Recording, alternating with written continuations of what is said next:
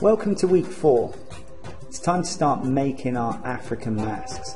As you can see from the masks we've got on the screen here, the African masks are very varied and come in many different shapes and styles, using different patterns and materials.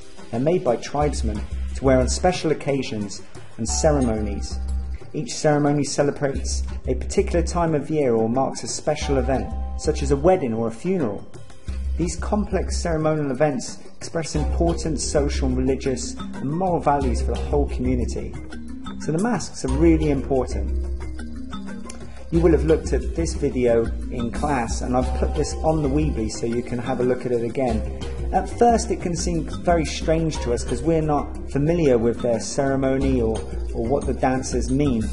Sometimes they make us laugh, sometimes we could be a little bit intimidated by the dancers, but the masks are decorated with paint and feathers and have all sorts of different designs and connotations that come along with the dancers, and it's the masks that we're going to focus on.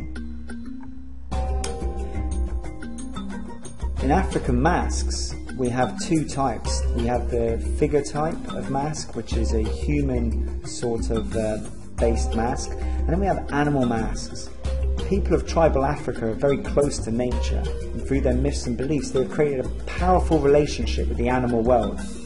Many of the animals are associated with spirits, and the spirits can hear, see and speak, and very often appear in African art, disguised as animals. The animals play an important role in the life of the African people. Animal masks take part in the majority of the ceremonies and are a core of many of the African tales. Here are some examples of animal-based masks. A bird and a reptile shapes were used to represent different spirits. You can see the serpent at the bottom of the middle mask here, an elephant with its tusks at the top here. We can see these serpent type creatures on the top of the head mask here, and again another figure here along with horns. Let's not forget to pay attention to the patterns as well from last week. Different masks have different shapes, and obviously with code they have different meanings. Masks come in all sorts of shapes and proportions.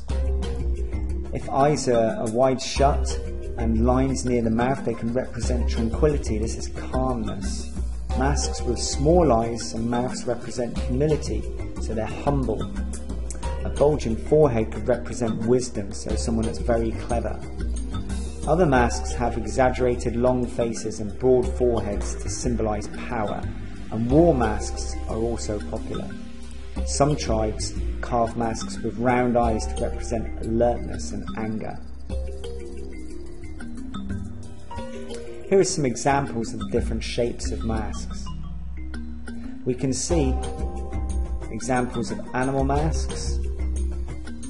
This one in the shape of a hippo, and also the figure masks. We still have lots of African masks based on the human form, the human face.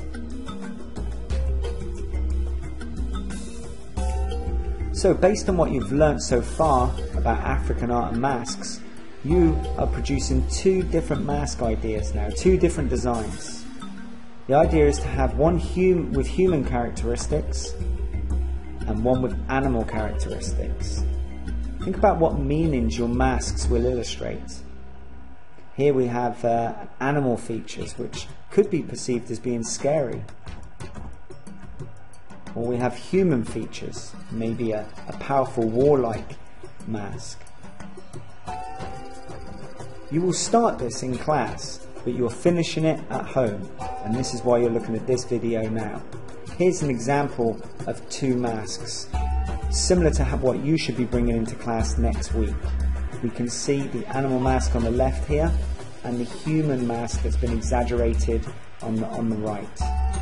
Pay attention to the tonal quality of shading, darker areas of colour used up on the ears, and lighter areas in the middle. Same can be said on the human type mask here, where it's darker on near the bridge of the nose and lighter as we come down across the front of the face.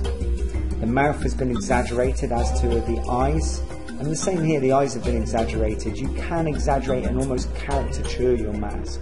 Have a little bit of fun with it. Try a couple of small designs before you go on to the large ones.